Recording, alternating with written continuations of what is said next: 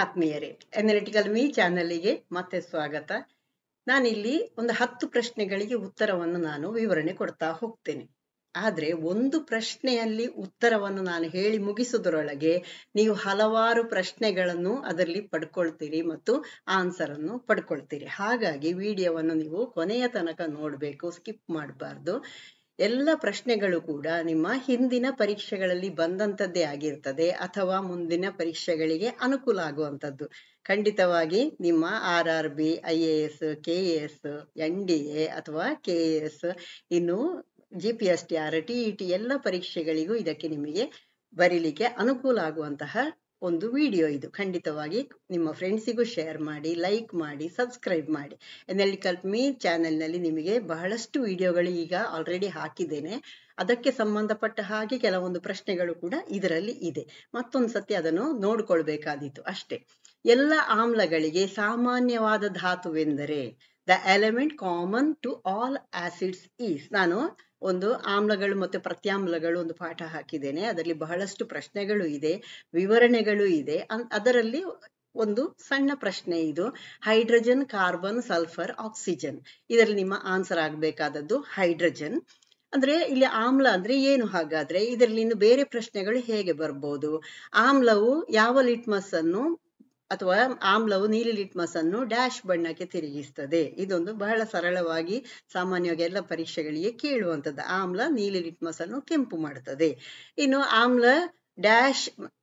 ಆಮ್ಲವು ಒಂದು ಡ್ಯಾಶ್ ಅಂತ ಕೇಳಿದ್ರೆ ಅಲ್ಲಿ ಪ್ರೋಟಾನ್ ದಾನಿ, ನೀವು ಇನ್ನೊಂದು ಆಪ್ಷನ್, ನಿಮಗೆ ಅಲ್ಲಿ ಒಂದಷ್ಟು ಆಪ್ಷನ್ಸ್ ಕೊಡ್ತಾರೆ, ಅಲ್ಲಿ ಪ್ರೋಟಾನ್ ದಾನಿ ಅಂತ ನಿಮ್ಮ ಆನ್ಸರ್ ಆಗ್ಬೇಕಾದದ್ದಾಗಿರ್ತದೆ.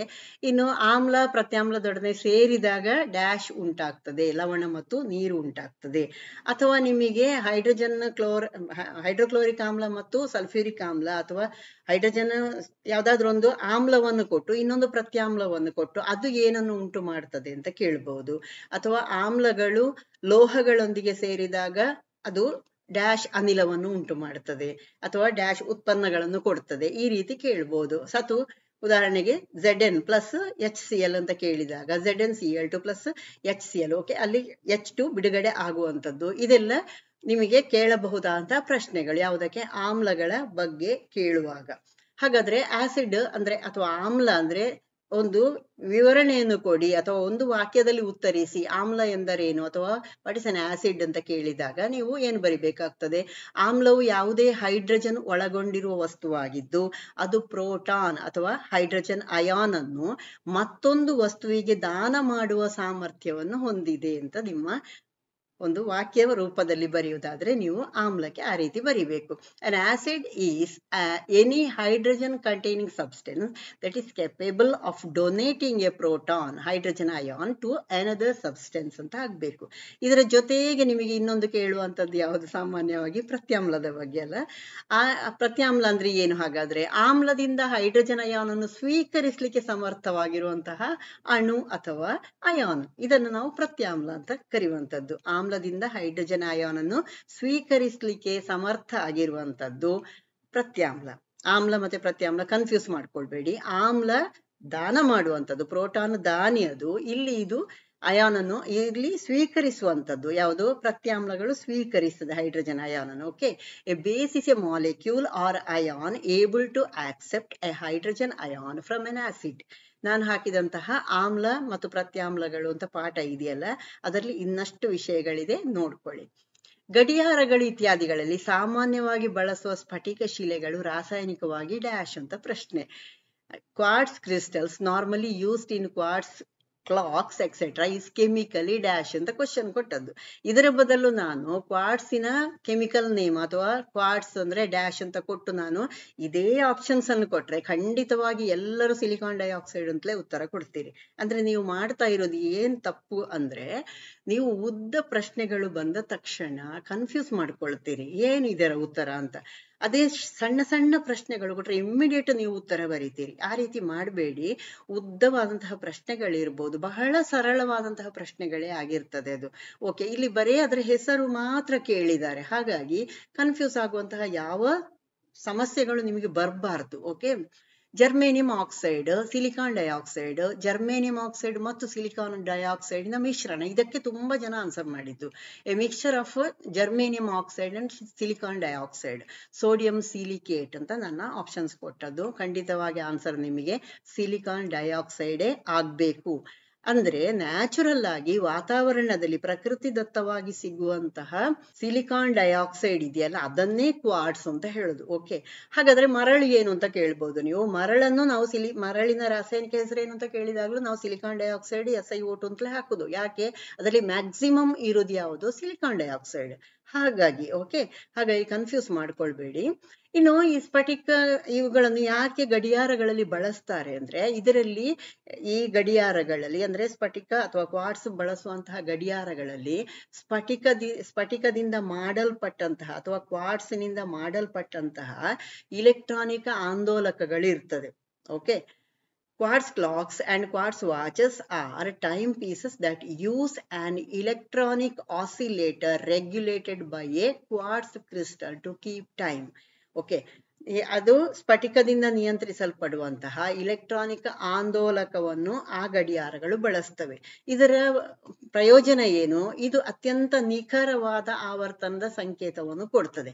ಹಾಗಾಗಿ ಇತರ ಯಾಂತ್ರಿಕ ಗಡಿಯಾರಗಳಿಗಿಂತ ಇದು ಹೆಚ್ಚು ನಿಖರವಾಗಿ ಅಥವಾ ಅಕ್ಯುರೇಟ್ ಆಗಿ ಟೈಮ್ ಅನ್ನು ಕೊಡ್ತದೆ. Okay, the crystal oscillator creates a signal with very precise frequency so that quartz clocks and watches are at least an order of magnitude more accurate than mechanical clocks. Next ನೋಡುವ, ಯಾವ ಗ್ರಹವನ್ನು ಭೂಮಿಯ ಸಹೋದರಿ ಎಂದು ಕರೆಯಲಾಗುತ್ತದೆ? Which planet is known as sister of earth? ಇದು ಸ್ವಲ್ಪ confuse ಮಾಡುವಂತಹ ಪ್ರಶ್ನೆ ಆಗಿರ್ತದೆ. ಯಾಕೆ? ಇಲ್ಲಿ ಶುಕ್ರನನ್ನು ಆಕ್ಚುಲಿ ನಾವು ಭೂಮಿಯ ಅವಳಿ ಸಹೋದರಿ ಅಥವಾ ಅರ್ತ್ಸ್ ಟ್ವಿನ್ ಸಿಸ್ಟರ್ ಅಂತ ಕರೆಯುವಂಥದ್ದು ವೀನಸ್ ಅಥವಾ ಶುಕ್ರ ಗ್ರಹವನ್ನು. ಆದ್ರೆ ಇಲ್ಲಿ ಮಂಗಳವನ್ನು ಕೆಲವು ಸತಿ ನೆನಪಾಗ್ತದೆ. ಯಾಕೆ ಮಂಗಳ ನೆನಪಾಗ್ತದೆ ಅಂದ್ರೆ, ಈ ಭೂಮಿ ಮತ್ತು ಮಂಗಳ ಹುಟ್ಟಿದ್ದು ಒಟ್ಟಿಗೆ ಆದ್ರೆ ಬೆಳೆದದ್ದು ಬೇರೆ ಬೇರೆ ರೀತಿಯಲ್ಲಿ ಅಂತ ಹೇಳ್ತೇವಲ್ಲ. ಒಡ ಹುಟ್ಟಿದವರೇ ಅವರು, ಆದ್ರೆ ಬೆಳವಣಿಗೆ ಆದ ರೀತಿ ಬೇರೆ ಬೇರೆ ಅಂತ ಹೇಳ್ತೇವೆ, ಸಿಬ್ಲಿಂಗ್ಸ್ ಅಂತ ಹೇಳ್ತೇವೆ ಅಂತವರನ್ನಲ್ವಾ. ಅದು ಯಾವುದು? ಮಂಗಳ ಭೂಮಿಯ ಸಿಬ್ಲಿಂಗ್ ಅಂತ ಹೇಳ್ಬಹುದು. ಯಾಕೆ? ಇದೊಂದು ವಿಶೇಷ ಇದೆ ಇಲ್ಲಿ.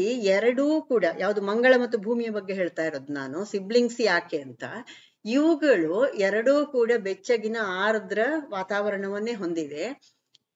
ಇಲ್ಲಿ ಟೂ ಸಿಬ್ಲಿಂಗ್ಸ್ ಹೂ ಗ್ರೋನ್ ಅಪಾರ್ಟ್, ಇಲ್ಲಿ ಹೂ ಹ್ಯಾವ್ ಗ್ರೋನ್ ಅಪಾರ್ಟ್, ಇವುಗಳು ಬೇರೆ ಬೇರೆ ರೀತಿಯಲ್ಲಿ ಬೆಳೆದಂಥದ್ದು ಅಂತ ಹೇಳುವಂಥದ್ದು. ಅಂದ್ರೆ ಇದು ಪ್ರಾರಂಭದಲ್ಲಿ ಉಂಟಾದದ್ದು ಒಂದೇ ರೀತಿ, ಯಾವುದು? ಭೂಮಿ ಮತ್ತು ಮಂಗಳ ಉಂಟಾದಂತಹ ರೀತಿ ಒಂದೇ. ಹಾಗೆ ಸುಮಾರು 3 ಅಥವಾ 4 ಶತಕೋಟಿ ವರ್ಷಗಳ ಹಿಂದೆ ಇವುಗಳು ಒಂದೇ ಹಾಗೆ ಇದ್ದು. 3-4 billions years ago these two worlds took different paths. ಒಂದೇ ಹಾಗಿದ್ದು ಅನಂತರ ಬೇರೆ ಬೇರೆ ಆದವು. ಏನು ಬೇರೆ ಬೇರೆ ಆದದ್ದು? ಅದಕ್ಕೆ ನಾವು ರೀಸನ್ ಏನು ಕೊಡ್ಬೋದು? ಮೊದಲು ಒಂದೇ ಹಾಗೆ ಇತ್ತು ಹೇಳುವುದಕ್ಕೆ ಏನು ರೀಸನ್ ಕೊಡ್ತೇವೆ ಅಂದ್ರೆ, ಇಲ್ಲಿ ಮಂಗಳ ಮೊದಲು ಕಾಂತೀಯ ಕ್ಷೇತ್ರವನ್ನು ಹೊಂದಿತ್ತು, ಬಲವಾದ ಕಾಂತೀಯ ಕ್ಷೇತ್ರ ನಮ್ಮ ಭೂಮಿಯಲ್ಲಿ ಇದೆಯಲ್ಲ ಹಾಗೆ ಕಾಂತ ಕ್ಷೇತ್ರ ಇತ್ತು ಹೇಳುವುದಕ್ಕೆ ಅಲ್ಲಿ ಪ್ರೂಫ್ ಸಿಕ್ಕಿದೆ. ಅಂದ್ರೆ ಗ್ರಹದ ಹೊರಪದರದಲ್ಲಿ ಹಲವು ಭಾಗಗಳು ಹೆಚ್ಚು ಕಾಂತೀಯ ಭಾಗಗಳನ್ನು ಒಳಗೊಂಡಿದೆ. ಅದರ ಅರ್ಥ ಏನು? ಇದು ಮೊದಲು ಕಾಂತೀಯ ಕ್ಷೇತ್ರವನ್ನು ಹೊಂದಿತ್ತು ಹೇಳುವಂತದ್ದು ಅರ್ಥ. Mars once had a strong magnetic field. Many of the oldest parts of the planet's crust are highly magnetised. Okay, ಇನ್ನೀಗ ನಾವು ಶುಕ್ರನನ್ನು ನೋಡುವ. ಶುಕ್ರ ಈಗ ಜಾಸ್ತಿ ನಮಗೆ ಹೋಲಿಕೆ ಇರುವಂತದ್ದು ಯಾವುದು? ಅವಳಿಯ ಹಾಗೆ ಇದರ ಯಾವುದು ಗಾತ್ರ, ಇದನ್ನೆಲ್ಲ ನೋಡುವಾಗ ನಾವು ಒಂದೇ ಹಾಗೆ ಅಂತ ಹೇಳುವಂಥದ್ದು. ಆದ್ರೆ ಅಷ್ಟೇ ಬೇರೆ ಲಕ್ಷಣಗಳು ಕೂಡ ಅದರದ್ದು ವ್ಯತ್ಯಾಸ ಇದೆ. ಉದಾಹರಣೆಗೆ ಸೈಜ್ ಅಥವಾ ಭೂಮಿ ಮತ್ತು ಶುಕ್ರನ ಸೈಜಿನಲ್ಲಿ ಏನು ಹೋಲಿಕೆ ಇದೆ ನೋಡುವ. ಭೂಮಿಯ ವ್ಯಾಸ 12,756.2 ಕಿಲೋಮೀಟರ್ ಇದ್ರೆ ಶುಕ್ರನ ವ್ಯಾಸ 12,103.6 ಕಿಲೋಮೀಟರ್. ಎಷ್ಟು ಹತ್ರ ಇದೆ ನೋಡಿ. ಬರೇ ಒಂದು 5% ನಷ್ಟು ಮಾತ್ರ ವ್ಯತ್ಯಾಸ ಇರುವಂತದ್ದು ಅಲ್ವಾ. ಇದರ ಸುತ್ತಲಿನ ಗ್ರಹಗಳ ನಡುವೆ ಅಂದ್ರೆ ಬೇರೆ ಗ್ರಹಗಳಿಗೆ ನಾವು ಇದನ್ನು ಹೋಲಿಸಿದ್ರೆ, ನಮ್ಮ ಭೂಮಿಯ ವ್ಯಾಸವನ್ನೆಲ್ಲ ಹೋಲಿಸಿದ್ರೆ ತುಂಬಾ ಡಿಫ್ರೆನ್ಸ್ ಇದೆ. ಆದ್ರೆ ಶುಕ್ರನಿಗೆ ಮತ್ತೆ ನಮಗೆ ಬಹಳಷ್ಟು ಹತ್ತಿರದ ಹೋಲಿಕೆ ಇದೆ. ಹಾಗಾಗಿ ನಾವು ಅವಳಿ ಗ್ರಹ ಹೇಳುವುದಕ್ಕೆ ಒಂದು ಕಾರಣ ಗಾತ್ರ. Okay, Earth's diameter is 12,756.2 kilometers and Venus is 12,103.6 kilometer. ಅಂದ್ರೆ just 5% larger than Venus ಅಷ್ಟೇ ಅರ್ಥ. ಓಕೆ, ಹಾಗಾಗಿ ನಾವು ಇದನ್ನು ಏನಂತ ಕರಿಬಹುದು, ಒಂದು ಕಾರಣ ಏನು ಕೊಡ್ಬೋದು, ಗಾತ್ರ ಒಂದೇ ಹಾಗೆ ಇದೆ, ಭೂಮಿ ಮತ್ತು ಶುಕ್ರನ ಗಾತ್ರ ಒಂದೇ ಹಾಗೆ ಇದೆ. ಇದು ನಿಮಗೆ ಲಾಂಗ್ ಆನ್ಸರಿಗೆ ಕೇಳಬಹುದಾದಂತಹ ಪ್ರಶ್ನೆ, ಅದಕ್ಕೋಸ್ಕರ ಇಷ್ಟು ವಿವರಣೆ ಕೊಡುದು. ಯಾಕೆ ಶುಕ್ರ ಮತ್ತು ಭೂಮಿ ಅವಳಿ ಗ್ರಹಗಳು ಅಂತ ಕರೆಯಲ್ಪಡುತ್ತದೆ, ಅದಕ್ಕೆ 3 ಕಾರಣಗಳನ್ನು ಕೊಡಿ ಅಂತ ಹೇಳಿ ನಿಮಗೆ ಕೇಳಬಹುದು. ಎರಡನೇದಕ್ಕೆ ಮಾಸ್ ಅಥವಾ ರಾಶಿ. ಈ ಶುಕ್ರನ ದ್ರವ್ಯ ರಾಶಿ ಭೂಮಿಗಿಂತ ಒಂದು ಸ್ವಲ್ಪ ಕಡಿಮೆ ಅಷ್ಟೇ. ಅಂದ್ರೆ ಅದ್ ಮಾತ್ರ ಅಲ್ಲ, ಈ 2 ಗ್ರಹಗಳ ಮೇಲಿನ ಗುರುತ್ವಾಕರ್ಷಣ ಬಲ ಕೂಡ ಒಂದೇ ಹಾಗೆ ಇದೆ. ಭೂಮಿಯ ಗುರುತ್ವಾಕರ್ಷಣೆ ನೀವು ಎಷ್ಟಿದೆಯಾ ಸಾಮಾನ್ಯವಾಗಿ ಅಷ್ಟೇ ಇದೆ. ಸುಮಾರು ಒಂದು 90% ನೀವು ಶುಕ್ರ ಗ್ರಹದಲ್ಲಿ ಅಷ್ಟೇ ಆಕರ್ಷಕ ಬಲ ಇದೆ, ಗುರುತ್ವಾಕರ್ಷಣೆಯ ಬಲ ಇದೆ. The mass of Venus is only slightly lesser than that of Earth. Earth weighs only 19% more than Venus does. Even the force of gravity on the 2 planets is close. You would experience 90% of gravity's force on Earth if you visited Venus. ನೀವು ವೀನಸ್ಸಿಗೆ ಹೋದ್ರೆ ನಿಮಗೆ ಗೊತ್ತಾಗ್ತದೆ ಹೇಳುವಂಥದ್ದು. ಮೂರನೇದು composition, ಸಂಯೋಜನೆ ಹೇಗಿದೆ ಅಂತ. ಇಲ್ಲಿ ಸಂಯೋಜನೆ ವಾತಾವರಣದ್ದಲ್ಲ ಹೇಳ್ತಾ ಇರೋದು, ಭೂಮಿಯ ಒಳಗಿನ ರಚನೆ ಇದೆಯಲ್ಲ ಅದರ ಬಗ್ಗೆ ಹೇಳ್ತಾ ಇರುವಂತದ್ದು. ಭೂಮಿ ಮತ್ತು ಶುಕ್ರ ಇವುಗಳ ಎರಡರಲ್ಲಿಯೂ ಸಿಲಿಕಾ ಬಂಡೆಯ ಹೊದಿಕೆಯಿಂದ ಸುತ್ತುವರಿದಂತಹ ಲೋಹದ ಕೋರ್ ಇದೆ, ಅನಂತರ ತೆಳುವಾದಂತಹ ಹೊರಪದರ ಇರುವುದು. Both Venus and earth have metal course surrounded by a mantle of silica rocks and then a thin crust. ಭೂಮಿಯಲ್ಲೂ ಅದೇ ತರ ಮೇಲ್ಗಡೆ ನಾವು ಮಣ್ಣಿನ ಪದರ ಮತ್ತು ಕಲ್ಲು ಮಣ್ಣು ಇರುವಂತಹ ಮಿಶ್ರಣ ಅಂತ ಹೇಳ್ತೇವೆ, ಅದರ ಅಡಿಯಲ್ಲಿ ಲೋಹ ಇರುವಂತದ್ದು, ಸಿಲಿಕಾ ಇರುವಂತಹ ಒಂದು ಪದರ ನಮ್ಮ ಭೂಮಿಯಲ್ಲಿ ಕೂಡ ಇದೆಯಲ್ಲ, ಅಲ್ಲಿ ಕೂಡ ಹಾಗೆ ಇದೆ. ಹಾಗಂತ ಇವುಗಳು ಒಂದೇ ಹಾಗೆ ಅಂತ ಹೇಳ್ತೇವಾ? ತುಂಬಾ ವ್ಯತ್ಯಾಸಗಳು ಕೂಡ ಇವುಗಳಲ್ಲಿ ಇದೆ. ಉದಾಹರಣೆಗೆ ನಾವು ಈ ಶುಕ್ರನ ಬಗ್ಗೆ ಕೆಲವೊಂದಷ್ಟು ವಿಶೇಷತೆಗಳು ನಿಮಗೆ ಲಾಂಗ್ ಆನ್ಸರ್ಗೆ ಕೇಳ್ಬೋದು. ಶುಕ್ರನ ಬಗ್ಗೆ ವಿಶೇಷ ಲಕ್ಷಣಗಳನ್ನು ತಿಳಿಸಿ ಅಂತ ಕೇಳ್ಬಹುದು. ಇದನ್ನು ನಾವು ಬೆಳಗಿನ ನಕ್ಷತ್ರ ಅಥವಾ ಸಂಜೆ ನಕ್ಷತ್ರ ಅಂತ ಕರಿತೇವೆ. ಇದರಲ್ಲಿ ಇನ್ನೊಂದು MCQ ಹಾಗಾದ್ರೆ ಹೇಗೆ ಕೇಳ್ಬೋದು, ಬೆಳಗಿನ ನಕ್ಷತ್ರ ಅಥವಾ ಸಂಜೆ ನಕ್ಷತ್ರ ಎಂದು ಕರೆಯಲ್ಪಡುವ ಗ್ರಹ ಯಾವುದು ಅಂತ ಕೇಳ್ಬೋದು. ಇಲ್ಲಿ ನಕ್ಷತ್ರ ಅಂತ ತಕೊಳ್ತೇವೆ, ಬಟ್ ಅದು ಗ್ರಹ. ಓಕೆ, ನೆನಪಿಟ್ಟುಕೊಳ್ಳಲಿ, ಕೆಳಗಡೆ ಯಾವ್ದಾದ್ರು ನಕ್ಷತ್ರ ಹೆಸರನ್ನು ಕೊಡ್ಬೋದು. ಇದು ಯಾಕೆ ಅಂತ ನಿಮಗೆ 1 ವರ್ಡ್ ಅಲ್ಲಿ ನೀವು ಒಂದು ವಾಕ್ಯದ ಉತ್ತರವನ್ನು ಬರೀರಿ ಅಂತ ಕೇಳ್ಬೋದು. ಇದು ಹೈಸ್ಕೂಲ್ಗಳಿಗೆ ಕೂಡ ಕೇಳಬಹುದಾದದ್ದೇ ಪ್ರಶ್ನೆ. ಇದು ಮುಂಜಾನೆ ಅಥವಾ ಮುಸ್ಸಂಜೆಯಲ್ಲಿ ಮಾತ್ರ ನಮಗೆ ಗೋಚರಿಸ್ತದೆ. ಹಾಗಾಗಿ ಮತ್ತು ಇದನ್ನು ಸಂಜೆ ನಕ್ಷತ್ರ ಅಂತ ಕರೀಲಿಕ್ಕೆ ಕಾರಣ ಅದು ತುಂಬಾ ಹೊಳಪನ್ನು ಹೊಂದಿರ್ತದೆ. ಅದು ಮಿನುಗುದಿಲ್ಲ, ಹೊಳಪನ್ನು ಹೊಂದಿರ್ತದೆ. ಹೊಳಪು ಮತ್ತು ಮಿನುಗುವಿಕೆಗೆ ವ್ಯತ್ಯಾಸ ಇದೆ ಅಲ್ವಾ? ಮಿನುಗುದಂದ್ರೆ ಜಿಮ್ ಜಿಮ್ ಜಿಮ್ ಆಗ್ತಾ ಇರ್ಬೇಕದು ಅಲ್ವಾ? ಹೊಳಪು ಅಂದ್ರೆ ಸುಮ್ನೆ ಶೈನಿಂಗ್ ಇದೆ, ಆಯ್ತಾ? Okay, the planet is often called the morning star or evening star because it is visible at dawn and dusk. ಇಲ್ಲಿ ಯಾಕೆ ಅಂತ ಕೇಳಿದಕ್ಕೂ ಕೂಡ ಉತ್ತರ ಸಿಕ್ಕಿತು. ಕಾರಣ ಕೊಡಿಯಲ್ಲಿಯೂ ಕೇಳಬಹುದು. ಶುಕ್ರನನ್ನು ಬೆಳಗಿನ ನಕ್ಷತ್ರ ಅಥವಾ ಸಂಜೆ ನಕ್ಷತ್ರ ಎಂದು ಕರೆಯುತ್ತಾರೆ. ಕಾರಣ ಏನು ಅಂತ ಕೇಳಿದ್ರೆ ಇದೇ ಆನ್ಸರ್ ನಿಮಗೆ. ಓಕೆ, ಒಂದು ವಾಕ್ಯದಲ್ಲಿ ಅದರ ಉತ್ತರ ಕೂಡ ಆಗ್ತದೆ. ಇನ್ನು ಈ ಶುಕ್ರ ಗ್ರಹ ತನ್ನ ಅಕ್ಷದ ಸುತ್ತ ತಿರುಗ್ಲಿಕ್ಕೆ ಹೆಚ್ಚು ಸಮಯ ತಗೊಳ್ತದೆ, ಜಾಸ್ತಿ ಸಮಯ ತಗೊಳ್ತದೆ. ನಮ್ಮ ಭೂಮಿ ಬರೀ 24 ಗಂಟೆಯಲ್ಲಿ ಒಂದು ಸುತ್ತು ಸುತ್ತಿದ್ರೆ ಇದು 243.025 ಭೂ ದಿನಗಳನ್ನು ತಗೊಳ್ತದೆ. ಅಂದ್ರೆ ನಮ್ಮ ಒಂದು ದಿನ ಅಂತ ಹೇಳುವಂಥದ್ದು ಅಲ್ಲಿ ಎಷ್ಟು 243.025 ಅಷ್ಟು ನಿಧಾನಕ್ಕೆ ಇದು ಸುತ್ತುದು. ಓಕೆ, ಅಂದ್ರೆ ನಮ್ಮ ಸೌರವ್ಯೂಹದಲ್ಲಿ ಅತಿ ಹೆಚ್ಚು ಸಮಯ ತಕೊಳ್ಳುವುದು ಇದೇ ಗ್ರಹ. Okay, Venus takes the longest time, 243.025 Earth days to rotate around its axis. It is the longest in the solar system when compared to all the other planets. ಇದು ಕೂಡ MCQಗೆ ಕೇಳುವಂತದ್ದು. ಶುಕ್ರ ತನ್ನ ಅಕ್ಷದ ಸುತ್ತ ತಿರುಗಲು ಎಷ್ಟು ಸಮಯ ತಗೊಳ್ತದೆ ಅಂತ ಕೇಳ್ಬೋದು. ಅಥವಾ ಸೌರವ್ಯೂಹದಲ್ಲಿ ಅತಿ ಹೆಚ್ಚು ಅಥವಾ ಅತಿ ದೀರ್ಘ ಸಮಯ ತೆಗೆದುಕೊಳ್ಳುವಂಥದ್ದು, ತನ್ನ ಅಕ್ಷದಲ್ಲಿ ಸುತ್ತಲಿಕ್ಕೆ ಅತಿ ದೀರ್ಘ ಸಮಯವನ್ನು ತೆಗೆದುಕೊಳ್ಳುವಂತಹ ಗ್ರಹ ಯಾವುದು ಅಂತ ಕೂಡ ನಿಮಗೆ ಕೇಳಬಹುದು. ಓಕೆ, ಇನ್ನೊಂದು ವಿರುದ್ಧ ದಿಕ್ಕಿನಲ್ಲಿ ತಿರುಗುವಂಥದ್ದು, ಇದು ಕ್ಲಾಕ್ ವೈಸ್ ತಿರುಗುವಂಥದ್ದು. ನಾವೆಲ್ಲ ಕ್ಲಾಕ್ ವೈಸ್ ತಿರುಗುವುದಿಲ್ಲ, ಆಂಟಿ ಕ್ಲಾಕ್ ವೈಸ್ ತಿರುಗುವಂಥದ್ದು. ಶುಕ್ರ ವಿರುದ್ಧ ದಿಕ್ಕಿನಲ್ಲಿ ತಿರುಗ್ತದೆ ಭೂಮಿಗಿಂತ. ಓಕೆ, ಅಂದ್ರೆ ಭೂಮಿ ಮತ್ತು ಶುಕ್ರನಿಗಿರುವಂತಹ ಅವಳಿ ಗ್ರಹಗಳಾದ್ರೂ ಕೂಡ ಭೂಮಿ ಮತ್ತು ಶುಕ್ರನಿಗಿರುವಂತಹ ವ್ಯತ್ಯಾಸ ಏನು ಅಂತ ಕೇಳಿದ್ರೆ ಇವುಗಳನ್ನೆಲ್ಲ ನೀವು ಬರಿಬೇಕಾಗ್ತದೆ. ಓಕೆ, ಸೂರ್ಯ ಪಶ್ಚಿಮದಲ್ಲಿ ಉದಯಿಸ್ತಾನೆ, ಅಲ್ಲಿ ನಮಗೆ ಪೂರ್ವದಲ್ಲಿ ಉದಯಿಸುವುದು. ಶುಕ್ರನಲ್ಲಿ ಹೋಗಿ ನೀವು ನೋಡಿದ್ರೆ ಸೂರ್ಯ ಪಶ್ಚಿಮದಲ್ಲಿ ಉದಯಿಸುವುದು ಕಾಣಿಸ್ತದೆ. ಇದು ಕೂಡ ಕೇಳಬಹುದು. ಭೂಮಿಯಲ್ಲಿ ನಿಂತವನಿಗೆ ಪೂರ್ವದಲ್ಲಿ ಸೂರ್ಯ ಉದಯಿಸಿದಾಗ ಕಂಡ್ರೆ ಶುಕ್ರದಲ್ಲಿ ಹೇಗೆ ಅಂತ ಕೇಳ್ಬೋದು. ಓಕೆ, ವಿರುದ್ಧ ತಿರುಗುವಿಕೆ ಕೇವಲ ಒಂದು, ಅಂದ್ರೆ ಇನ್ನೊಂದು ಯುರೇನಸ್ ಕೂಡ ಇದೇ ರೀತಿ ತಿರುಗುವಂತದ್ದು. Venus rotates in the opposite direction, has the sun rises in the west and sets in the east. Okay, ಇದು ಕೂಡ ನೆನ್ಪಿಟ್ಕೊಳ್ಳಿ. ಶುಕ್ರ ಇನ್ನೊಂದು ಬಹಳ ಬಹಳ ಇಂಪಾರ್ಟೆಂಟ್ ಆದದ್ದು.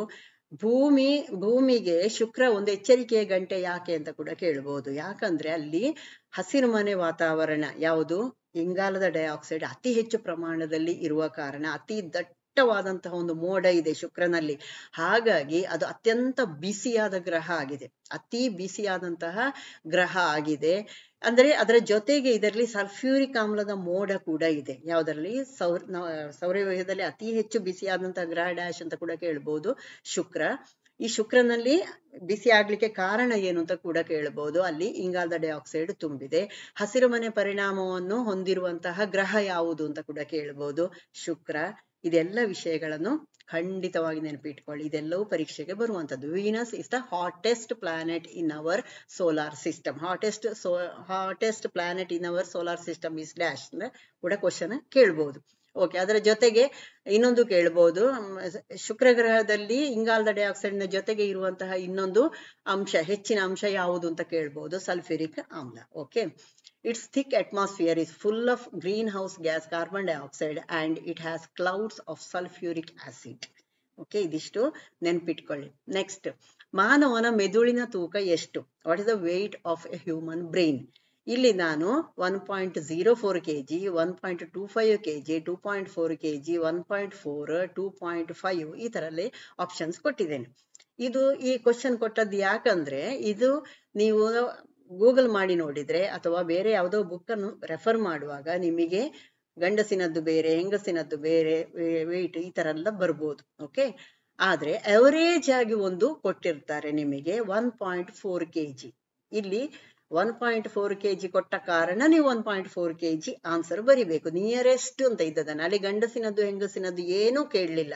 ಇಲ್ಲಿ ಕೇಳಿದ್ದೇನು, ಮಾನವನ ಮೆದುಳಿನ ತೂಕ ಎಷ್ಟು ಅಂದ್ರೆ ಇದು ಅರ್ಥ ಮಾಡ್ಕೊಳ್ಬೇಕು ನೀವು. ಪ್ರೌಢ ವಯಸ್ಕನದ್ದು ಇದು ಅವರೇಜ್ ಹಾಕಿ ಕೊಡುವಂಥದ್ದು. ಓಕೆ, ಯಾಕಂದ್ರೆ ನಾವು ವೈಯಕ್ತಿಕವಾಗಿ ನಾವು ಬೇರೆ ಬೇರೆ ಅಲ್ವಾ, ಪ್ರತಿಯೊಬ್ಬ ಮನುಷ್ಯನು ಬೇರೆ ಬೇರೆ, ಒಂದು ಸ್ಲೈಟ್ ಡಿಫರೆನ್ಸ್ ಖಂಡಿತವಾಗಿ ಇರ್ತದೆ. ಹಾಗಾಗಿ ಇಂಥದನ್ನೆಲ್ಲ ಕೊಡುವಾಗ ಒಟ್ಟು ಎಲುಬಿನ ತೂಕ ಎಷ್ಟು ಅಂತ ಕೇಳ್ಬಹುದು. ಈ ತರದಲ್ಲೆಲ್ಲ ಕೇಳುವಾಗ ಎಲ್ಲ ನಾವು ಅಕ್ಯುರೇಟ್ ಆಗಿ ಅಂತ ಹೇಳಲಿಕ್ಕೆ ಆಗುದಿಲ್ಲ, ಅದೊಂದು ಅವರೇಜ್ ಆಗಿ ಕೊಡುವಂಥದ್ದು.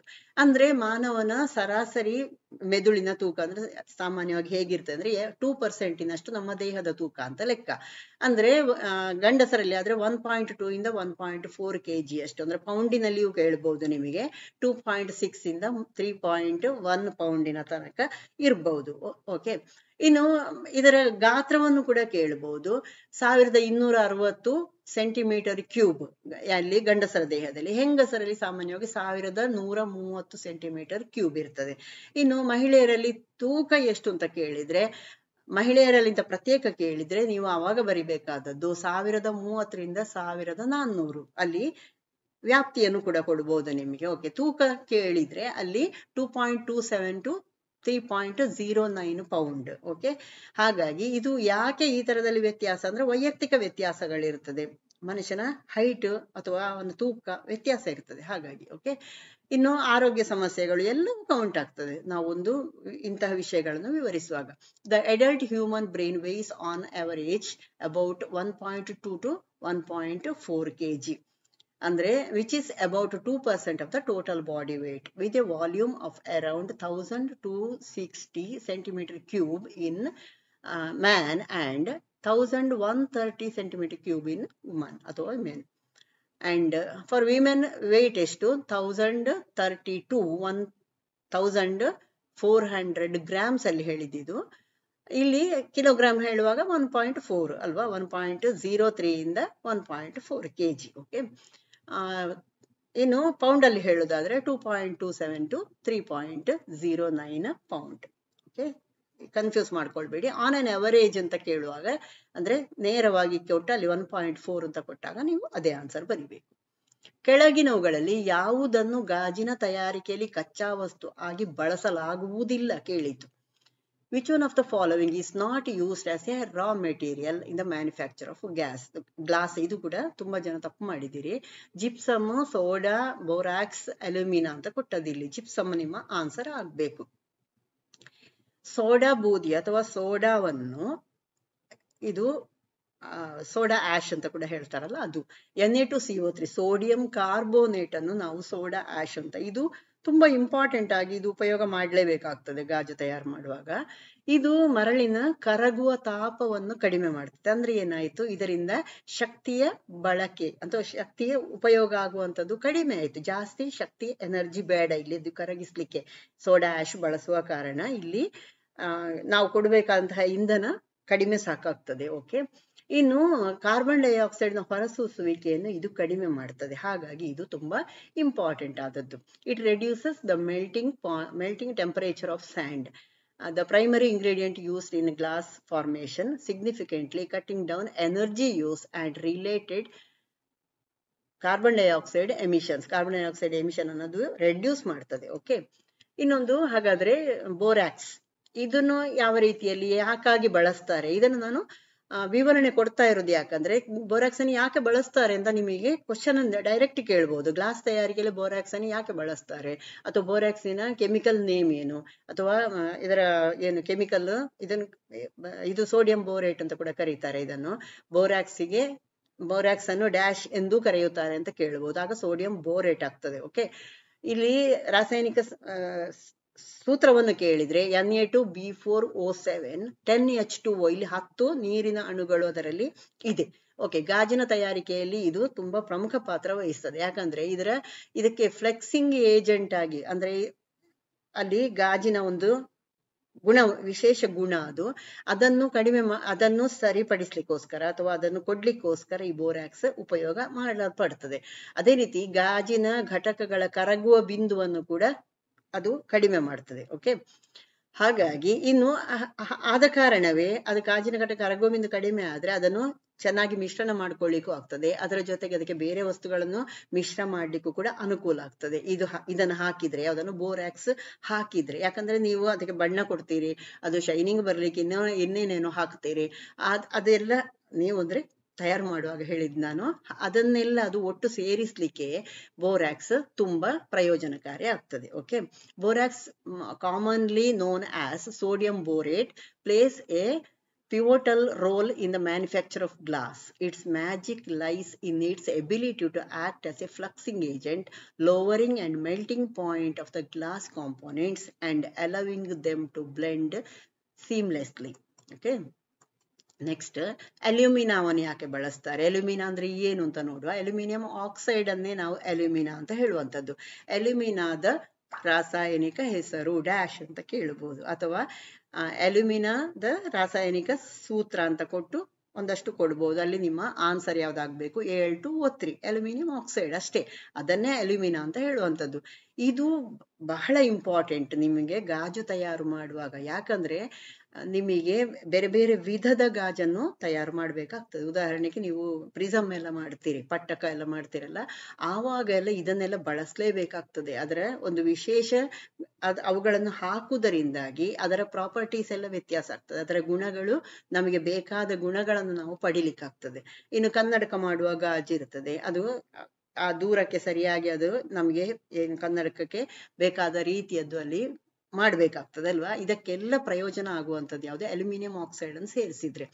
Alumina or aluminium oxide is used in glass making because of its superior mechanical and optical properties. ಇದನ್ನು ಕೇಳಬಹುದು. ಅಲ್ಯೂಮಿನಾವನ್ನು ಗಾಜಿನ ತಯಾರಿಕೆಯಲ್ಲಿ ಸೇರಿಸಲು ಕಾರಣ ಡ್ಯಾಶ್ ಅಂತ ಕೇಳಬಹುದು. ಅಲ್ಲಿ ಉನ್ನತ ಯಾಂತ್ರಿಕ ಅಂತ ಕೊಡ್ಬೋದು, ಅಥವಾ ಆಪ್ಟಿಕಲ್ ಗುಣಲಕ್ಷಣಗಳಿಗಾಗಿ ಅಂತ ಕೊಡ್ಬೋದು. ಅದು ನಿಮ್ಮ ಆನ್ಸರ್ ಆಗ್ಬೇಕು. ಇಷ್ಟು ವಿವರಣೆ ಕೊಡುವಾಗ ಎಷ್ಟು ಪ್ರಶ್ನೆಗಳು ಬಂತು ನೋಡಿ. ಅಷ್ಟು ಪ್ರಶ್ನೆಗಳು ನೀವು ಈ ವಿಷಯಗಳನ್ನು ನೀವು ಪಾಯಿಂಟ್ಸ್ ಅನ್ನು ನೀವು ಸ್ವಲ್ಪ ಮನಸ್ಸಲ್ಲಿ ಇಟ್ಕೊಂಡ್ರೆ ಯಾವ ರೀತಿ ಪ್ರಶ್ನೆಗಳನ್ನು ಕೂಡ ನೀವು ಫೇಸ್ ಮಾಡಬಹುದು, ಆನ್ಸರ್ ಅನ್ನು ಬರಿಬಹುದು. ಇನ್ನೊಂದು ಪ್ರಶ್ನೆ ಬಹಳ ಪ್ರಮುಖವಾಗಿ ಕೇಳ್ತಾರೆ, ಗಾಜು ತಯಾರು ಮಾಡುವಾಗ ಬಳಸುವಂತಹ ಕಚ್ಚಾ ವಸ್ತುಗಳು ಯಾವುದು? ಹಾಗೆ ಕೇಳುವಾಗ ನೀವು ಅದಕ್ಕೆ ಬಣ್ಣ ಕೊಡುವಂಥದ್ದು ಅಥವಾ ಈ ಬೋರಾಕ್ಸ್ ಅದನ್ನು ಯಾವುದನ್ನು ನೀವು ಹೇಳುವಂತ ಅವಶ್ಯಕತೆ ಇಲ್ಲ. ಆಗ ನಿಮಗೆ ಅಲ್ಲಿ ಆಪ್ಷನ್ಸ್ ಏನಿದೆ, ಮರಳು, ಸೋಡಾ, ಸುಣ್ಣದ ಕಲ್ಲು, ಕ್ಯಾಲ್ಸಿಯಂ ಕಾರ್ಬೋನೇಟ್, ಸೋಡಾ ಹೇಳಿದ್ದು ಆಗ್ಲೇ ಹೇಳಿದ್ನಲ್ಲ Na2CO3, ಇನ್ನೊಂದು ಮರಳು SiO2. ಓಕೆ, ಅದರಲ್ಲಿ ಆ 3 ವಸ್ತುಗಳಲ್ಲಿಯೂ ಮುಕ್ಕಾಲು ಪಾಲು ನಾವು ಯಾವ್ದನ್ನ ತಕೊಳ್ಳೋದು, ಮರಳನ್ನೇ ತಕೊಳ್ಳೋದು. ಓಕೆ, ಮರಳು, ಸೋಡಾ ಅಂದ್ರೆ ಸೋಡಿಯಂ ಕಾರ್ಬೋನೇಟ್, ಸುಣ್ಣದ ಕಲ್ಲು ಅಥವಾ ಕ್ಯಾಲ್ಸಿಯಂ ಕಾರ್ಬೋನೇಟ್, ಇದು ಪ್ರೈಮರಿಲಿ ಅದಕ್ಕೆ ಬೇಕಾದದ್ದು. ಓಕೆ, ಸಾಮಾನ್ಯವಾದಂತಹ ಗಾಜು ತಯಾರಿಸ್ಲಿಕ್ಕೆ ಅದು ಸಾಕು. ಆದ್ರೆ ಈ ಬೋರಾಕ್ಸ್, ಅದು ಅಲ್ಯೂಮಿನಿಯಂ, ಇವುಗಳನ್ನೆಲ್ಲ ಬಳಸೋದು ಯಾವಾಗ ನಮಗೆ ಬೇರೆ ಬೇರೆ ಗುಣಮಟ್ಟದ್ದು ಬೇಕು.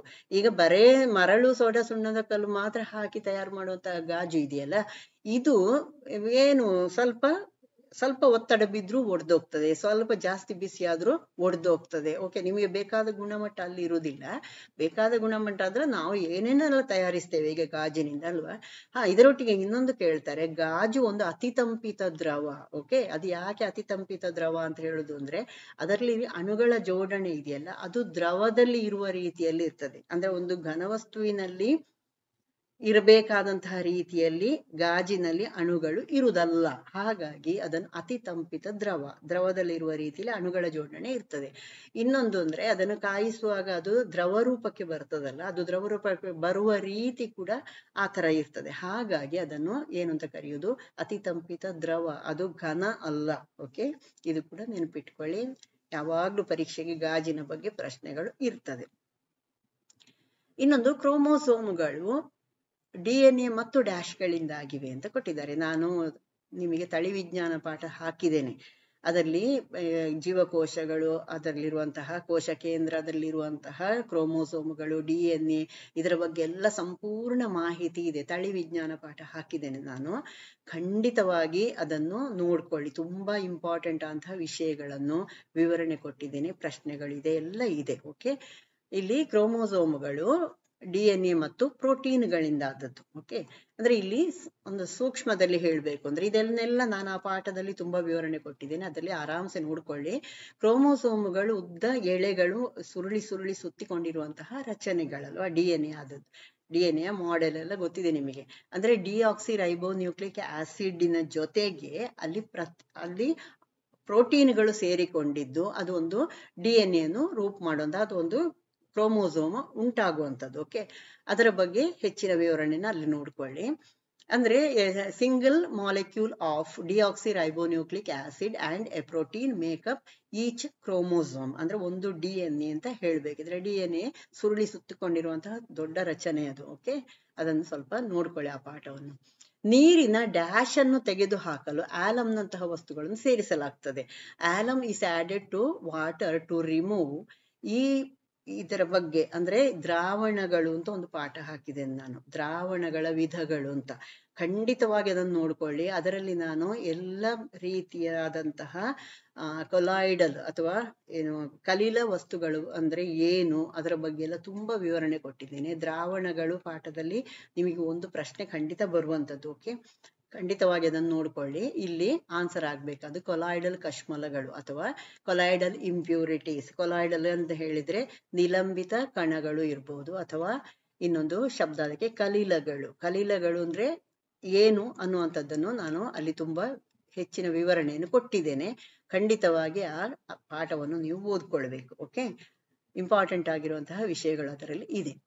ಬ್ಯಾಕ್ಟೀರಿಯಾಗಳು ವಿವರಿಸಲಾಗದ ಕೋಶ ಕೇಂದ್ರ ಪ್ರದೇಶವನ್ನು ಹೊಂದಿವೆ. ಪ್ರಶ್ನೆ ನೋಡಿ, ಇದು ಕೋಶ ಕೇಂದ್ರ ಪೊರೆಯನ್ನು ಹೊಂದಿರುವುದಿಲ್ಲ ಮತ್ತು ಪ್ರೋಟೀನ್ಗಳಿಲ್ಲದ DNA ಮಾತ್ರ ಒಳಗೊಂಡಿದೆ. ಅಂತಹ ಪ್ರದೇಶವನ್ನು ಡ್ಯಾಶ್ ಎಂದು ಕರೆಯಲಾಗುತ್ತದೆ. ಇಷ್ಟು ದೊಡ್ಡ ಪ್ರಶ್ನೆ ಆದ ಕಾರಣವೇ ತುಂಬಾ ಜನ ಇದಕ್ಕೆ ತಪ್ಪು ಉತ್ತರ ಕೊಟ್ಟದ್ದು. Bacteria have on undefined nuclear region which lacks a nuclear membrane and contains only DNA without proteins.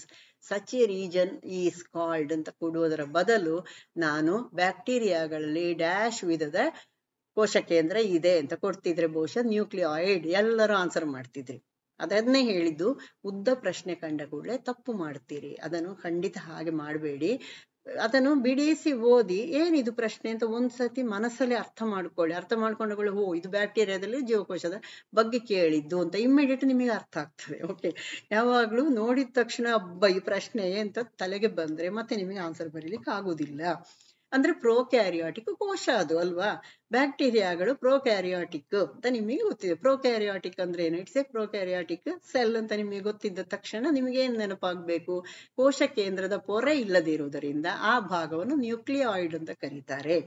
It doesn't have a well-defined nuclear region which is known as nucleoid, and so the nuclear membrane is absent. ಅಂದ್ರೆ nuclear membrane ಇಲ್ಲ ಅದರಲ್ಲಿ. ಇನ್ನೊಂದು ವಿಶೇಷತೆ ಇದೆ ಪ್ರೋಕ್ಯಾರಿಯಾಟ್ ಅಲ್ಲಿ, ಇದು ಪೊರೆ ಸಹಿತ ಕಣದಂಗಗಳನ್ನು ಹೊಂದಿಲ್ಲ. ಕಣದಂಗಗಳು ಅಂದ್ರೆ ಏನು? ನಮ್ಮ ದೇಹದಲ್ಲಿ ಮೈಟೊಕಾಂಡ್ರಿಯಾ, ಗಾಲ್ಗಿ ಸಂಕೀರ್ಣ ಎಲ್ಲ ಇದೆ ಅಲ್ವಾ, ರೈಬೋಸೋಮ್ ಎಲ್ಲ ಇದೆ. ಅವುಗಳ ಹೊರಗಡೆಗೆ ಒಂದು ಬೇರೆ ಪದರ ಇದೆ ಅಲ್ವಾ, ಲೈಸೋಸೋಮಿನ ಹೊರಗಡೆಗೆ ಇನ್ನೊಂದು ಪದರ ಇದೆ. ಇವುಗಳಲ್ಲಿ ಅದಿಲ್ಲ. ಯಾವ್ದ್ರಲ್ಲಿ? ಪ್ರೋಕ್ಯಾರಿಯಾಟಿಕ್. ನಾವೆಲ್ಲ ಯುಕ್ಯಾರಿಯಾಟಿಕ್ಗಳು, ಬಹುಕೋಶ ಜೀವಿಗಳು. ಇವು ಏಕಕೋಶ ಜೀವಿಗಳಲ್ಲಿಯೂ ಪ್ರೋಕ್ಯಾರಿಯಾಟಿಕ್ ಕೋಶಗಳು. ಇವುಗಳಲ್ಲಿ ಸ್ಪಷ್ಟವಾದಂತಹ ನ್ಯೂಕ್ಲಿಯಸ್ ಇಲ್ಲ.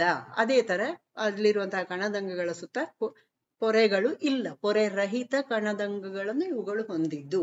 ಅದಷ್ಟು ವಿಷಯಗಳು ಇದರ ಬಗ್ಗೆ ನೆನ್ಪಿಟ್ಕೊಳ್ಳಿ. ಪ್ರೋಕ್ಯಾರಿಯಾಟಿಕ್ ಕೋಶಗಳ ವಿಶೇಷತೆ ಏನು ಅಂತ ಕೇಳಿದ್ರೆ ಈ ಆನ್ಸರ್ ಅನ್ನು ನೀವು ಬರಿಬೇಕು. ಯಾವುದು? ಆ ಭಾಗ ನ್ಯೂಕ್ಲಿಯಾಯ್ಡ್ ಅಂತ ಕರೀತಾರೆ, ಇದರಲ್ಲಿ ಪೊರೆ ರಹಿತ ಕಣದಂಗಗಳು ಇದೆ ಅನ್ನೋದನ್ನು ಕೂಡ ನೀವು ಬರಿಬೇಕಾಗ್ತದೆ. ಓಕೆ, ಇಲ್ಲಿ ಉತ್ತರ ನ್ಯೂಕ್ಲಿಯಾಯ್ಡ್, ನೆನ್ಪಿಟ್ಕೊಳ್ಳಿ. ನೆಕ್ಸ್ಟ್, 1987ರಲ್ಲಿ ನೀಡಲಾದ ಮೊದಲ ವಿಶ್ವ ಆಹಾರ ಪ್ರಶಸ್ತಿ ಪುರಸ್ಕೃತರು ಯಾರು? Who is the recipient of first World Food Prize that was awarded in 1987? ತುಂಬಾ ಜನ ಆನ್ಸರ್ ಮಾಡಿದ್ದೀರಿ ಇದಕ್ಕೆ. MS ಸ್ವಾಮಿನಾಥನ್. ನಾನು ಇದನ್ನು ತಗೊಂಡದ್ದು ಯಾಕೆ ಗೊತ್ತಾ? ಇದನ್ನು ಇಲ್ಲಿ 1987 ಕೊಟ್ಟಿದ್ದಾರಾ 88 ಕೊಟ್ಟಿದ್ದಾರಾ ಅಂತ ನೋಡ್ಕೊಳ್ಳಿ. 97 ಇಲ್ಲಿ 1987ರದ್ದು ಪ್ರಶ್ನೆ ಕೊಟ್ಟದ್ದು ನಿಮಗೆ ಇದೇ ಆಪ್ಷನ್ಸ್ ಕೊಟ್ಟು 1988 ಅಂತ ಕೊಟ್ಟು ಬಿಟ್ರೆ ಅಲ್ಲಿ ರಪ್ಪ ಬರ್ದು ಬಿಡ್ಬೇಡಿ. ನೋಡಿದ ತಕ್ಷಣ ನಮಗೂ ಉತ್ತರ ಗೊತ್ತುಂಟು ಅಂತ ಹೇಳಿದ್ರೆ MS ಸ್ವಾಮಿನಾಥನ್ ಹಾಕಿ ಬಿಡುದಲ್ಲ, ಅಲ್ಲಿ ರಾಬರ್ಟ್ ಚಾಂಡ್ಲರ್ ಆಗ್ಬೇಕು. ಇದೇ ಪ್ರಶ್ನೆ ಕೊಟ್ಟು 87 ಅಂತ ಕೊಡುದಲ್ಲ, ಬದಲು 88 ಕೊಟ್ರೆ ಆನ್ಸರ್ ಯಾವ್ದಾಗ್ಬೇಕು? Robert Chandler. ಓಕೆ, ಹಾಗಾಗಿ ಪ್ರಶ್ನೆಯನ್ನು ಸರಿಯಾಗಿ ನೋಡಿಕೊಳ್ಳೇಬೇಕು. ನೀವು ಸಣ್ಣ ಸಣ್ಣ ಮಿಸ್ಟೇಕ್ ಇಂದ ಅಂದ್ರೆ ಗಡಿಬಿಡಿ ಮಾಡುವುದರಿಂದಾಗಿ ತುಂಬಾ ಅಂಕಗಳನ್ನು ಕಳ್ಕೊಳ್ಳೋದು ಗೊತ್ತು ನನಗೆ. ನೀವು ಚೆನ್ನಾಗಿ ಸ್ಟಡಿ ಮಾಡ್ತೀರಿ, ಬಹಳಷ್ಟು ಕ್ವಶನ್ ಪೇಪರ್ ಅನ್ನು ನೋಡ್ತೀರಿ, ಎಲ್ಲ ಮಾಡ್ತೀರಿ. ಅಲ್ಲಿ ಕ್ವಶನ್ ಪೇಪರ್ ಮಾಡೋರು ಬುದ್ಧಿವಂತರು. ಅವ್ರು ಏನ್ ಮಾಡ್ತಾರೆ? ಏನೋ ಒಂದು ಸಣ್ಣ ಸಣ್ಣ ಅದೇ ಆಪ್ಷನ್ಸ್ ಗಳನ್ನು ಕೊಟ್ಟು ಒಂದು ಸಣ್ಣ ಸಣ್ಣ ಬದಲಾವಣೆಗಳನ್ನು ಮಾಡ್ತಾರೆ. ಅಂದ್ರೆ ಆಪ್ಷನ್ ನೀವು ಬೇರೆ ಬರಿಬೇಕಾಗ್ತದೆ ಅಂತ ಸಂದರ್ಭದಲ್ಲಿ. ಓಕೆ, ಇದನ್ನು ನೆನಪಿಟ್ಕೊಳ್ಳಿ ಮನಸ್ಸಲ್ಲಿ. ಪ್ರಶ್ನೆಯನ್ನು ಸರಿಯಾಗಿ ಓದ್ಕೊಳ್ಳಿ. ಅದು ನೋಡಿದ ತಕ್ಷಣ ನಿಮಗೆ ಮೊದಲು ಸುಮಾರು ಸತಿ ಬಂದ ಆಪ್ಷನ್ಸೇ ಇರ್ಬೋದು, ಪ್ರಶ್ನೆ ವ್ಯತ್ಯಾಸ ಮಾಡಿರ್ತಾರೆ, ನೆನ್ಪಿಟ್ಕೊಳ್ಳಿ. ವಿಶ್ವ ಆಹಾರ ಪ್ರಶಸ್ತಿ ಅಲ್ವಾ, ವರ್ಲ್ಡ್ ಫುಡ್ ಪ್ರೈಸ್ ಅಂದ್ರೆ ವಿಶ್ವ ಆಹಾರ ಪ್ರಶಸ್ತಿ. ಇದು ಯಾಕಾಗಿ ಕೊಡ್ತಾರೆ ಇದನ್ನು ಕೂಡ ಕೇಳ್ಬೋದು. ವಿಶ್ವದಲ್ಲಿ ಆಹಾರದ ಗುಣಮಟ್ಟ, ಪ್ರಮಾಣ ಅಥವಾ ಲಭ್ಯತೆಯನ್ನು ಸುಧಾರಿಸುವುದರ ಮೂಲಕ ಮಾನವ ಅಭಿವೃದ್ಧಿಪಡಿಸಿದಂತಹ ವ್ಯಕ್ತಿಗಳ ಸಾಧನೆಗಳನ್ನು ಗುರುತಿಸುವಂತಹ ಅಂತಾರಾಷ್ಟ್ರೀಯ ಪ್ರಶಸ್ತಿ. ಇದು ಈಕ್ವಲ್ ಟು ನೋಬೆಲ್ ಶಾಂತಿ ಪ್ರಶಸ್ತಿ. ಓಕೆ, ಇದು ನೋಬೆಲ್ ಪ್ರಶಸ್ತಿಗೆ ಇದು ಈಕ್ವಲ್. ಈ ನೋಬೆಲ್ ಶಾಂತಿ ಪ್ರಶಸ್ತಿ ವಿಜೇತ ನಾರ್ಮನ್ ಬೋರ್ಲಾಗ್ ಮತ್ತು ಜನರಲ್ ಫುಡ್ಸ್ ಇವರ ಬೆಂಬಲದ ಮೂಲಕ 1986ರಲ್ಲಿ ಸ್ಥಾಪನೆ ಆದದ್ದು, 87ರಲ್ಲಿ ಸ್ವಾಮಿನಾಥನ್ ಅವರಿಗೆ ಸಿಕ್ಕಿದ್ದು. ಓಕೆ, ಇದು ನೋಬೆಲ್ ಅಥವಾ ಆಹಾರ ಮತ್ತು ಕೃಷಿ ಕ್ಷೇತ್ರಗಳಲ್ಲಿ ಅತ್ಯುನ್ನತ ಗೌರವ ಅಂತ ಇದನ್ನು ಪರಿಗಣಿಸಲಾಗಿದೆ. ಅಂದ್ರೆ ಈ ಪ್ರಶಸ್ತಿ ಈಕ್ವಲ್ ಟು ನೋಬೆಲ್ ಪ್ರಶಸ್ತಿ. ಓಕೆ, ಇದನ್ನು ನೆನ್ಪಿಟ್ಕೊಳ್ಳಿ. ನೆಕ್ಸ್ಟ್, ಸಮುದ್ರ ಮಟ್ಟದಲ್ಲಿ ನೀರಿನ ಕುದಿಯುವ ಬಿಂದು ಯಾವುದು ಅಂತ ಪ್ರಶ್ನೆ ಕೊಟ್ಟದ್ದು. ಯಾಕೆ ಹೀಗೆ ಕನ್ಫ್ಯೂಸ್ ಮಾಡ್ಕೊಳ್ತೀರಿ? ನಾನು ಕಳೆದ ವಿಡಿಯೋದಲ್ಲಷ್ಟೇ ಹೇಳಿದ್ದೇನೆ, ಡಿಗ್ರಿ ಸೆಂಟಿಗ್ರೇಡ್, ಫ್ಯಾರನ್ಹೀಟ್, ಕೆಲ್ವಿನ್ ಇವುಗಳಿಗಿರುವ ಸಂಬಂಧವನ್ನು. ಪ್ಲಸ್ ನಾನು 100 ಡಿಗ್ರಿ ಅಂದ್ರೆ ಅದರಲ್ಲಿ ಎಷ್ಟು ಇದರಲ್ಲಿ ಎಷ್ಟು ಅಂತ ಕೂಡ ನಾನು ಹೇಳಿದ್ದೇನೆ. ಈ ವಿಡಿಯೋದಲ್ಲಿ ನಾನು ಉದ್ದೇಶಪೂರ್ವಕ ನಾನು ಆಮೇಲೆ ಕಮ್ಯುನಿಟಿಯಲ್ಲಿ ಕ್ವಶನ್ ಹಾಕಿದ್ದು, ಎಷ್ಟು ಜನ ಗಮನ ಕೊಡ್ತೀರಿ ಅಂತ ನೋಡ್ಲಿಕ್ಕೆ. ಕಂಡ ತಕ್ಷಣ ಒಂದು ಆನ್ಸರ್ ಅನ್ನು ಬರೆದು ಬಿಡುವ ಅಭ್ಯಾಸ ಖಂಡಿತ ಮಾಡಬೇಡಿ. ಹಾಗೆ ಇಲ್ಲಿ 100 ಡಿಗ್ರಿ ಸೆಲ್ಸಿಯಸ್ ಅಂದರೆ 212 ಡಿಗ್ರಿ ಫ್ಯಾರನ್ಹೀಟ್. ಓಕೆ, ಅಂದರೆ 373 ಕೆಲ್ವಿನ್ ಅಲ್ವಾ. ನಾನು ಲಾಸ್ಟ್ ವಿಡಿಯೋದಲ್ಲಿ ಹೇಳಿದ್ದೇನೆ, ಅದ್ರಲ್ಲಿ 3 ಸ್ಕೇಲ್ ಅನ್ನು ತೋರಿಸಿಕೊಂಡು ಹೇಳಿದ್ದೇನೆ ಅಲ್ವಾ. ಹಾಗಾಗಿ ನಿಮ್ಮ ಆನ್ಸರ್ ಇಲ್ಲಿ ಯಾವ್ದಾಗ್ಬೇಕು, ಎ ಮತ್ತು ಎ ಸಿ ಡಿ ಆಗ್ಬೇಕು, ಬಿ ಅಲ್ಲ. ಬಿ 0 ಡಿಗ್ರಿ ಸೆಲ್ಸಿಯಸ್ ಕೊಟ್ಟದ್ದು, ಅದು ಘನೀಕರಣ ಬಿಂದು. ಇಲ್ಲಿ ಕುದಿಯುವ ಬಿಂದು, ಸಮುದ್ರ ಮಟ್ಟದಲ್ಲಿ ಕುದಿಯುವ ಬಿಂದು ಹೇಳಿದ್ರೆ ಅಲ್ಲಿ 100 ಡಿಗ್ರಿ ಸೆಲ್ಸಿಯಸ್ ಅಥವಾ 212 ಡಿಗ್ರಿ ಫ್ಯಾರನ್ಹೀಟ್ ಅಥವಾ ಕೆಲ್ವಿನ್ ನಲ್ಲಿ ಆದ್ರೆ 373 ಕೆಲ್ವಿನ್. ಹಾಗಾಗಿ ನಿಮ್ಮ ಆನ್ಸರ್ ಎ ಸಿ ಡಿ ಆಗ್ಬೇಕು. ತುಂಬಾ ಕಡಿಮೆ ಆನ್ಸರ್ ಸರಿಯಾದದ್ದು ನೀವು ಕೊಟ್ಟದ್ದು. ಓಕೆ, ತುಂಬಾ ಜನ ತಪ್ಪು ಮಾಡಿದ್ದೀರಿ. ಖಂಡಿತವಾಗಿ ಈ ತರ ತಪ್ಪು ಮಾಡಬೇಡಿ. ಪ್ರಶ್ನೆಯನ್ನು ಚೆನ್ನಾಗಿ ಓದಿ. ಅದಕ್ಕೆ ಖಂಡಿತ ನಿಮಗೆ ಇಲ್ಲಿ ಡಿಗ್ರಿ ಕೊಟ್ಟಿದ್ದಾರೆ, ಸೆಲ್ಸಿಯಸ್, ಹಾಗಾದ್ರೆ ಸೆಲ್ಸಿಯಸ್ ಮತ್ತು ಇದನ್ನು ಹೇಗೆ ಕ್ಯಾಲ್ಕುಲೇಟ್ ಮಾಡೋದು, ಉಷ್ಣ ಪಾಠದಲ್ಲಿ ನಾನು ಪೂರ್ತಿ ವಿವರಣೆ ಕೊಟ್ಟಿದ್ದೇನೆ. ಹೇಗೆ ಸೆಲ್ಸಿಯಸ್ ಮಾನವನ್ನು ಕೆಲ್ವಿನ್ ಆಗಿ ಮಾಡೋದು, ಫ್ಯಾರನ್ಹೀಟ್ಗೆ ಅದನ್ನು ಹೇಗೆ ಬದಲಾಯಿಸೋದು, ಸೂತ್ರ ಎಲ್ಲ ಇದೆ. ಅದಕ್ಕೆ ಹೇಳಿದ್ದು ಉಷ್ಣ ಪಾಠವನ್ನು ಒಂದ್ಸತಿ ಚೆನ್ನಾಗಿ ನೋಡ್ಕೊಳ್ಳಿ. ತುಂಬಾ ತುಂಬಾ ತುಂಬಾ ಇಂಪಾರ್ಟೆಂಟ್ ಆಗಿರುವಂತಹ ವಿಷಯಗಳು ಅದರಲ್ಲಿ ಇದೆ. ಸಬ್ಸ್ಕ್ರೈಬ್ ಮಾಡದಿದ್ದವರು ಸಬ್ಸ್ಕ್ರೈಬ್ ಮಾಡಿಕೊಂಡು ನನ್ನ ಮೊದಲು ಹಾಕಿದಂತಹ ಪಾಠಗಳನ್ನು ನೋಡ್ಕೊಳ್ಳಿ. Okay, thank you.